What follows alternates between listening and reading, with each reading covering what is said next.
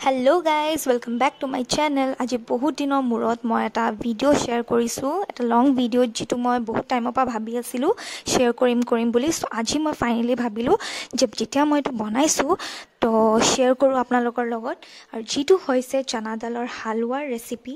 So বলকচোন আমি ৰেচিপিটো চাও। সো ফাৰ্স্ট অফ মই লৈছো চানা দাল লৈছো 250 গ্ৰামছ।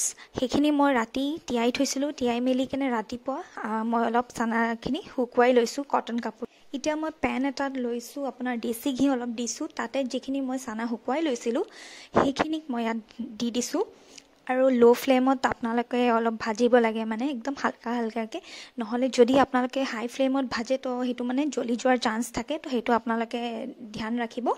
এখিনি চাওক কালাৰটো চেঞ্জ কৰিছে চানাখিনি। এতিয়া মই হেখিনি অলপ কালাৰটো চেঞ্জ হোৱালৈকে মই ফ্ৰাই কৰি লৈছো। তাৰ পৰা মই মিক্সাৰত গ্ৰাইণ্ড কৰি লম, এখিনি গ্ৰাইণ্ড কৰি ললো মই অফ কেমেৰা।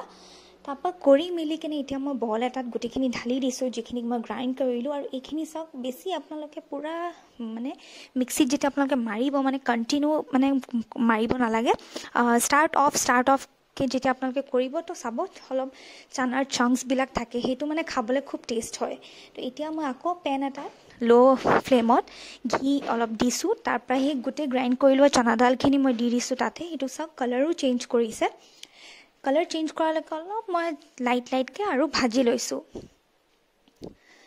ইয়াতে ভাজি আছো, ভাজি মেলি কেনে এতিয়া মই লাহেকে তাত গাখীৰ লৈছো। গাখীৰ মই আপোনাৰ 4 কাপছ দিছো ইয়াত গাখীৰ। আপোনালোকৰ ইচ্ছা, আপোনালোকে যদি বেছি কোৱান্টিটি বিচাৰে বেছি কোৱান্টিটিও দিব পাৰে। আৰু চেনি যেটো পৰিমাণ হৈছে হেতু সেম মই ৰাখিছো। চানা দাল 250 গ্ৰামছ লৈছো, তো চেনিটো মই 250 গ্ৰামে লৈছো আৰু হেখিনিক মই মিক্সিত গ্ৰাইণ্ড কৰি লৈছিলো।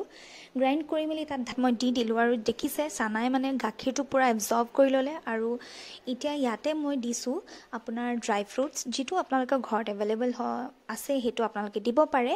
আৰু ইয়াতে মই অলপ ফুড কালাৰো দিলো, মোৰ ওচৰত আছিলে ইয়েলো ফুড কালাৰ, যদি এইটো অপচনেল হয়। তেজপাতটো আৰু ইলাইচি পাউডাৰ 1 চামুচ, হেতু মই অফ কেমেৰাই দিলো। হেতু মই ক্লিপটো ল'বলৈ একচুয়ালি একদম পাহৰি গলো, সো মই হেতু কাৰণে শেয়াৰ কৰি দিছো আপোনালোকৰ লগত। আৰু ইয়াতে আপোনালোকে দেখা পাইছে যে মোৰ হালৱাটো যেটো হৈছে অলমোষ্ট ৰেডি হৈ গল আৰু মই ইয়াতে বলত সাৰ্ভ কৰি দিছো। আৰু একদম সিম্পল ৰেচিপি হয়, আপোনালোকে ইজিলি বনাব পাৰে ঘৰত আৰু এবাৰ বনাই কেনে ট্ৰাই কৰিব। আৰু যদি আপোনালোকে বনাই দেন মোক কমেন্টত জনাবলৈ একদম নাপাহৰিব। আৰু নেক্সট ৰেচিপি আপোনালোকে কি চাব বিচাৰিছে হেতু মোক জনাব। সো লগ পাই আছো নেক্সট এটা video'. Till then bye bye.